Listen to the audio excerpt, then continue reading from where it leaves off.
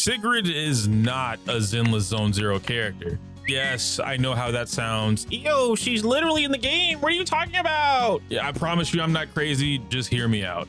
Every single thing about the way she plays is basically a Wuthering Waves character wearing a ZZZ skin. And once I show you what I'm talking about, you won't be able to unsee it. And you want to know the crazy part?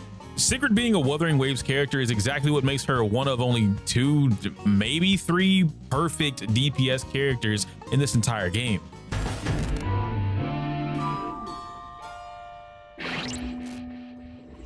Henshin a go baby, what's good guys? Yoku here, and I spend a lot of time watching, studying, and learning this game at a high level. It's fun to me. Now, when I said Sigrid is basically a Wuthering Waves character, most of you understood exactly what I meant, but for those of you that don't, let me explain.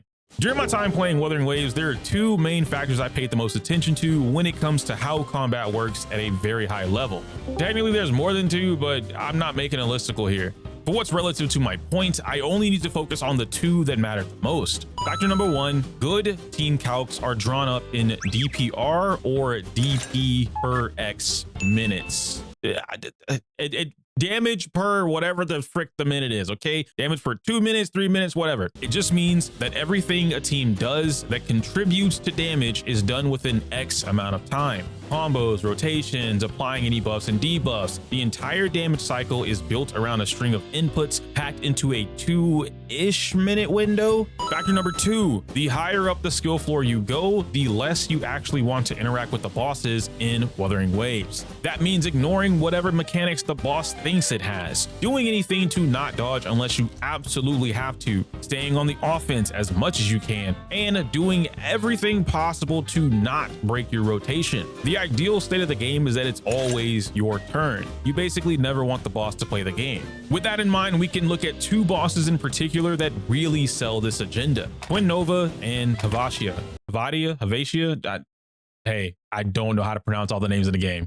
Twin Nova is a pair of twins that I fought most recently in the latest Virtual Crisis. These 2 are some of the coolest designed bosses in the entire game, but easily one of the worst boss fights I've ever experienced. While one twin is on the ground forcing you to fight it, the other one is flying around behind you so fast that it's near impossible to keep track of her getting ready to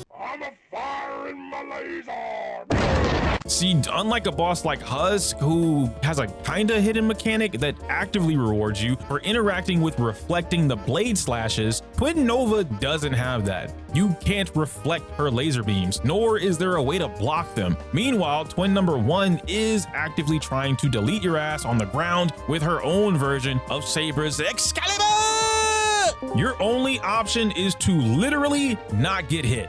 Like, imagine if I boxed you in the corner on Street Fighter and you clearly don't want to be here. So you ask me, yo, how do I block any of that? What exactly are my options to get away? And then I told you that your only option was to not get put there in the first place. Do you hear how dumb that sounds? Havatia is another cool boss with a lot of bullshit cheese. She doesn't have a twin, thankfully, but she does have this insane move that is literally a command grab. And no, I don't care about how anyone feels here with me using a fighting game term. I mean, she literally has an unblockable grab attack that forces you into a 29-second animation where she one-shots your entire HP bar unless you have some serious bulk in your pocket that just magically came from nowhere. Now, unlike the laser beams, you can deflect her incoming hyper dash with a proper attack if you react in time, but you can only do that once. Her kinda hidden gimmick is that it forces you to dodge and parry one of her dashes. Even if you did successfully dodge twice, you will still get yoinked into oblivion.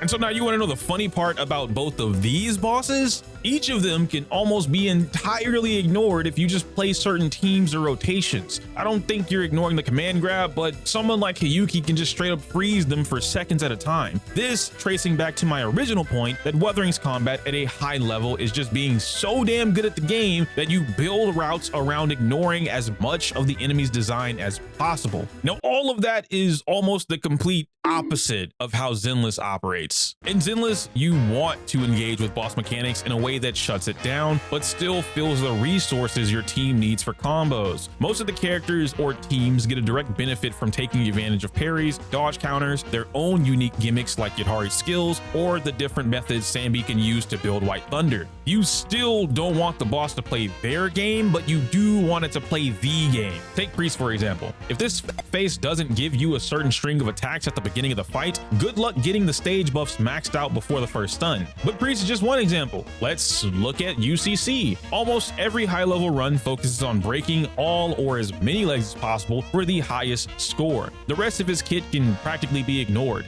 Vesper is yet another boss where the player gains more for interacting with her mechanics instead of ignoring them. The community calls it parry slop, but in reality only certain moves actually need to be parried. Similar to Wuthering Waves, most of her attacks can straight up be ignored to dish out even more damage throughout the entire fight. There's a dozen more boss mechanics in the game that you actually want to engage with for your own benefit, and there are some you want to completely ignore, or rather there are some that certain characters can completely ignore. Now keep all of those things in your head because it's extremely important to where we're going with Sigrid. Are you tired of losing? Are you tired of losing those 50-50s to bullshit? Well, don't worry, big dog, I got just the deal. Let me show you a popular website that helps gamers buy more for less. Not only can you score games for less, but they've also gotten a partnered top-up services, meaning you can buy your pulls cheaper too. Oh, that's nice. On top of that, Aniba offers something else I haven't seen any other site do: a 10% cash back with each purchase. Now I get cheaper pulls and my money back. But wait, there's more. Using my link in the description box will get you all set up to start saving more money today. Now get out there and go pull that new character. So remember everything I mentioned regarding Wuthering Waves and their combat? Sigrid's game plan is literally those exact two factors. Her kit is extensively self-sufficient. She gives herself everything she needs on her own, minus the obvious support bust, and even then, she technically still does that by giving herself the plus 800 attack, essentially saying she has access to infinite resources. Even at a mid-optimal level, you should never run out of resources when playing this character. Sigrid has way too many tools to stay in patrol state: dodge counter, chain attacks, BA4, EX skills, ultimates, and even assist follow-ups. Every single one of those is considered an unbridled spear attack, which instantly refills your patrol meter no matter how low you are. As long as it's not zero, you're pretty much golden. I'm also borderline willing to say she's the perfected version of Ye Shunguang's actual hit. So here's the question I started asking. Why would a character who has access to everything she needs on the field by herself care about what the enemy is doing? Spoiler alert, she doesn't. That's the entire point.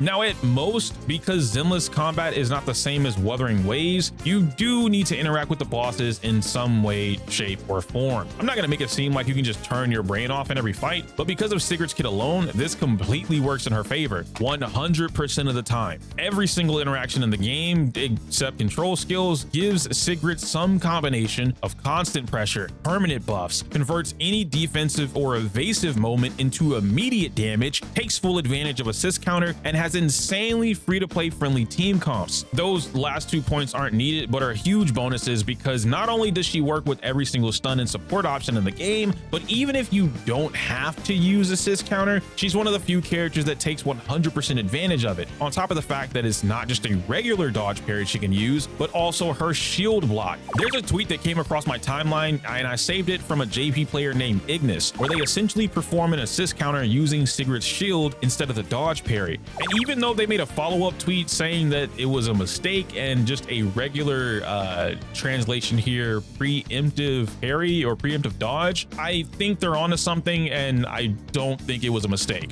I know the video quality isn't 4K, but if you pay close attention to the screen, you can see 5 different things happening. Number 1, before the control skill, Sigrid only has 2 points with gray meter. Number 2, the sound of a parry cling happens and Sigrid's shield is in front of her. 3, at the same time, a dodge counter happens and the screen reflects that with Suna appearing next. Number 4, as soon as the flash clears, you can clearly see Sigrid on the right with her shield out and it doesn't just appear for any random reason. And lastly, you can physically see that there is a 3rd point in her bar, maxing out her meter. Sigrid is quite literally one of the few DPS in the entire game that I will tell you is as close to a perfect DPS as possible. In fact, off the top of my head, I think there's only 2, maybe 3 in the entire game that I would give that title to in the first place. Last thing I'll mention here, and my bad if I step on somebody's toes with this, I understand damage calcs relatively fine. I understand that most of the time they're typically done in a vacuum with the assumption of X thing happens to result in Y damage.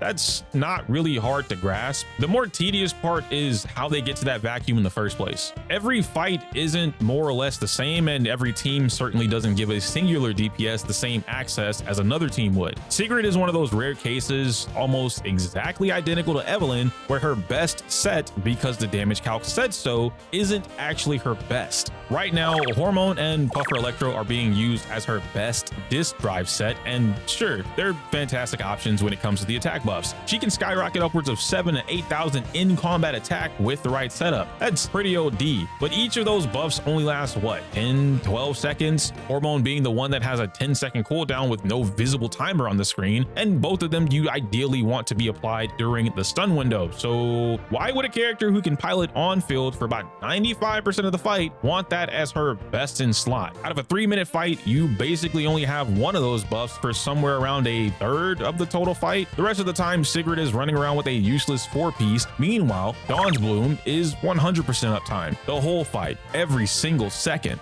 Now, at this point, I'm not really arguing about what the numbers say. I know what the numbers say, and I understand their purpose on paper. I'm also not making myself some authority on Google food calculations, and I'm not claiming to be the best at the game. Most of us already aren't running Ice Damage 5 as it is, so either replace it with Attack 5 or Pin 5 and call it a day. The build isn't really that important. She doesn't need that much attack in the first place to get what you're looking for. But at the same time, I'm not blind, and I'm not trash at the game either.